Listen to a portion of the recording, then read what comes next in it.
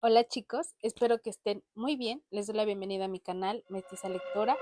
Yo soy Saraí y les doy la bienvenida a el inicio de este especial de octubre 2025. Así es, estamos oficialmente en octubre, la Spooky Season, y vamos a hablar de libros de terror todo este mes aquí. Así es que vamos a empezar.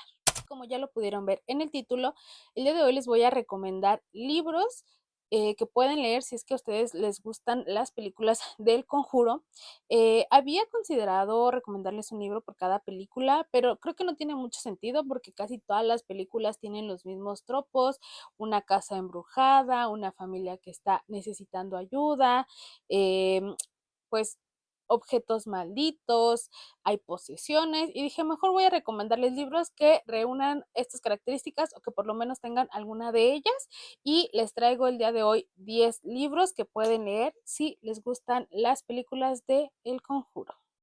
En esta lista ustedes van a encontrar algunos libros infantiles, juveniles, que dirán no van a dar miedo porque están dirigidos a un público más joven. Hay algunos que sí que asustan aunque entren dentro de la categoría de juveniles. El primero que les voy a presentar, la verdad no da miedo, pero cumple con el requisito de entes y casa embrujada, y estoy hablando de La Casa de los Tres Perros, escrito por Agustín Cadena, que nos cuenta la historia de una vecindad.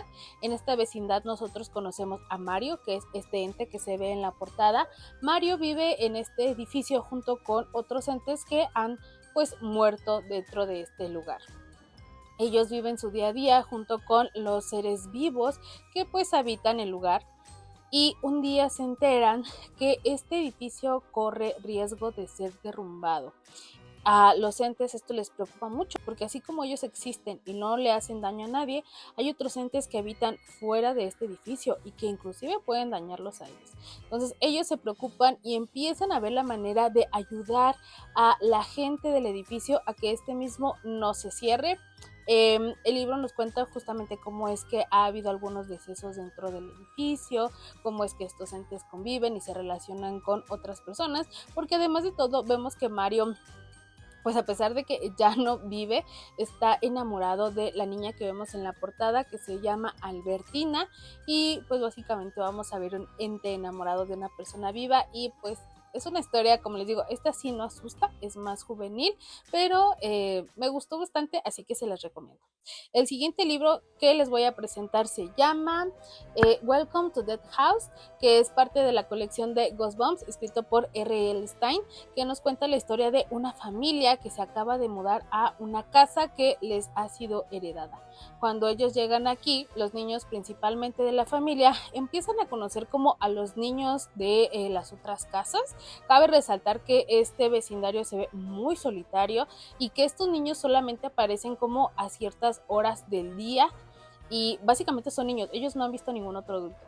Con el tiempo se dan cuenta que este vecindario básicamente está pues muerto, es básicamente un vecindario fantasma, y que los demás fantasmas están buscando quién se les una en este lugar tan tenebroso. Subiendo de nivel, les traigo Los fantasmas de Pico de Cuervos, escrito por Hugh Scott, que nos cuenta la historia de una familia que va a vacacionar a un lugar que se llama Pico de Cuervos. Este es un hotel y es una zona turística. Cuando ellos están viajando hacia este lugar, de repente ven a un señor que los saluda desde la carretera. Y lo que más les sorprende es que más adelante se vuelven a encontrar con este señor. Y este señor se les empieza a aparecer en repetidas ocasiones, salen sus fotografías, lo ven en cualquier lugar y se empiezan a asustar. Entonces todo esto hace que se pregunten qué es lo que pasa en Pico de Cuervos, y se van a dar cuenta de que este lugar esconde pues cosas bastante fuertes. Es un libro que, si bien es juvenil, toca temas un poquito fuertes como violencia hacia edades como juveniles, infantiles. Básicamente hablamos de niños muertos que están penando, y es una historia muy muy buena. Creo que este es de mis libros infantiles favoritos porque sí es de esos libros que te hace sentir ciertos escalofríos por lo que estás leyendo. La verdad, como les digo, siento que son temas un poquito fuertes y que eso hace que el nivel de intensidad vaya subiendo tanto en el libro como en este ranking. Y ya para terminar con los libros infantiles, les dejé como que el que más me dio un poquito de miedo, y estoy hablando de Alguien en la ventana, escrito por Mónica Bronson, que nos cuenta la historia de Alejandro. Alejandro vive con sus papás y un día les heredan un edificio. Entonces sus papás están muy contentos porque pues saben que ahora al llegar a este edificio pueden alquilar los otros pisos. Cabe resaltar que el edificio básicamente está en ruinas, a excepción de un piso que es a donde ellos se mudan. Y un día a Alejandro se le empieza a aparecer un niño que le dice que pase lo que pase, él no debe de tener miedo. Entonces esto hace que Alejandro se empiece a preguntar pues qué es lo que va a pasar, porque es que no debe de tener miedo y porque alguien le está pues básicamente diciendo esto. Las paredes sangran y empieza a ver actitudes diferentes en su papá. Es un libro que nos relata sobre temas de posesión, de muerte, y la verdad es que tiene imágenes muy buenas. Es un libro infantil, juvenil, como les digo, pero las ilustraciones están de verdad buenísimas. Aquí, por ejemplo, vemos a un niño que va corriendo de alguien que lo quiere dañar con un arma punzocortante, y la historia de verdad es muy buena.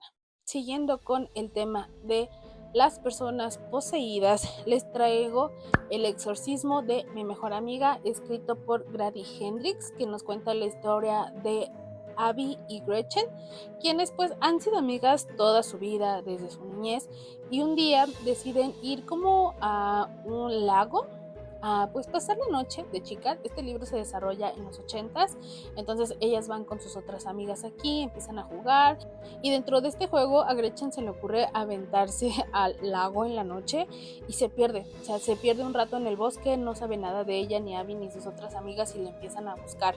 Después de este suceso, empiezan a ver que Gretchen empieza a tener como comportamientos extraños, ya no es la misma de antes, ya no se baña, tiene actitudes muy feas, o sea, básicamente toda su vida cambia y todos le dan la espalda, a excepción de Abby, quien, como les digo, ha sido pues su mejor amiga durante muchos años. Ella se empieza a preguntar qué es lo que le pasó a Gretchen cuando se perdió ese rato en el bosque y de qué manera la puede ayudar. La verdad es que es una historia muy al estilo de Grady Hendrix, combina las partes de terror con humor, y de hecho, si les interesa, este libro tiene una película que está en Amazon Prime. Continuamos con Una cabeza llena de fantasmas, escrita por Paul Tremblay, que nos cuenta la historia de los Barrett, que tienen dos hijas. Marjorie tiene 14 años y de repente ella empieza a tener comportamientos medio extraños y hace de todo con tal de ayudar a Marjorie. Le empiezan a llevar a diferentes psiquiatras para ver de qué manera la pueden ayudar, pero ellos simplemente no ven mejoría, y esto obviamente hace que la familia empiece a entrar en diferentes conflictos, tanto pues por lógicamente tener que cuidar a Marjorie, que pues no es una cosa fácil, como por la parte económica, porque pues los papás empiezan a dedicar mucho a ella, entonces pues empiezan a tener problemas en el trabajo, lo desatienden por estar al pie de su hija, y dentro de esto pues como les digo, todo se tiene que seguir pagando, y descubren que hay un programa que se dedica como a hacer investigaciones paranormales. Para eso les ofrecen ir a su casa y instalar diferentes cámaras para ver el comportamiento de Marjorie. Lo que este programa quiere básicamente es ver una posesión pues en tiempo real, y junto con ellos tal vez llegar a un exorcismo en tiempo real para poderlo transmitir, y nosotros vamos a ir viendo cómo todo esto pasa, cómo los televidentes empiezan a reaccionar hacia la familia Barrett, cómo esto afecta la vida de ellos, que de por sí ya estaban pasando por un momento difícil con el tema de Marjorie, y a esto sumándole pues toda la exposición que empiezan a tener. La verdad es que es un libro que te deja pensando, ¿lo que estoy leyendo es real o no lo es? Y no se puede hablar de posesiones y de exorcismo sin hablar de un clásico, que es El exorcista, escrito por William Peter Blatty, que nos cuenta la historia de Regan, quien es una niña que de repente empieza a tener pues comportamientos, actitudes diferentes, y su mamá lógicamente lo empieza a asociar como a algo pues médico. Le empiezan a hacer pruebas, la llevan a diferentes doctores, a diferentes lugares, y simplemente no encuentran qué es lo que le pasa, porque al parecer pues todo está en orden. Así es como en algún momento de la historia entra el padre Karras a ayudarles a ver cuál es el estado de Regan y pues lógicamente esto desencadena en un exorcismo. La historia es muy buena, como les digo, es un clásico, existe ya una película que es de hace ya bastantes años y además de ello sé que hay una versión como extendida del libro, como que tengo entendido que esta versión que yo tengo está censurada y que hay una versión que asusta más. Esta la verdad creo que no me dio miedo cuando la leí, pero dicen que la versión extendida sí que da miedo, entonces trataré de buscarla y ya veremos. Dentro de las películas del Conjuro, además de ver personas poseídas, vemos lugares que están, pues digamos, malditos de alguna manera o que ya están impregnados con la maldad de los entes que los habitan. Además de todo, vemos que hay personas que pueden ver a estos entes, lógicamente como Lorraine, que los puede ver pues ya directamente, no nada más sentir como las presencias. Y dentro de eso yo dije, Stephen King debe de tener libros que yo he leído que cumplan con estos requisitos y claro que sí. El primer libro sería El Resplandor, que nos cuenta la historia de Danny, que se muda con su familia a un hotel porque a su papá le han ofrecido que cuide este hotel durante el invierno porque los caminos son inaccesibles y le dicen como, oye, pues tienes que tener las calderas prendidas cierto tiempo, darle mantenimiento para que el lugar pues no se derrumbe durante el tiempo que va a estar inhabilitado. Y llegan a este lugar donde van a estar encerrados sin nada de contacto con el mundo exterior y el problema es que este lugar está maldito. Este hotel tiene muchos entes que lo habitan y en sí el hotel es una fuerte presencia de maldad, digámoslo así. Y Dani tiene un sexto sentido, vamos a decirle, que es justamente como esta visión del resplandor, este poder del resplandor, mediante el cual él puede ver ciertos entes y además puede leer pensamientos de las personas. Entonces, es un libro muy bueno. Vamos a ver cómo la familia de alguna manera sobrevive como este encierro, considerando que el papá es una persona con ciertos problemas que ya traía cargando antes de llegar a este lugar. Y cabe resaltar que a este señor, cuando le ofrecieron el trabajo, le dijeron que la persona que cuidó el hotel el año anterior se volvió loca y mató a su familia. Entonces creo que ya tenemos suficientes bases para saber de qué va a ir este libro. Si bien es un libro bastante grueso y que no tiene nada de post-its, porque cuando lo leí no hacía nada de marcar, lo voy a releer en algún momento.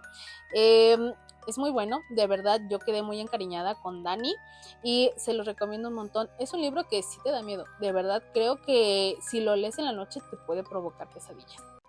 Y además de todo, este libro tiene una secuela, así es. El libro en cuestión es Doctor Sueño. En este libro vamos a ver a Dani ya siendo él pues un adulto con bastantes problemas.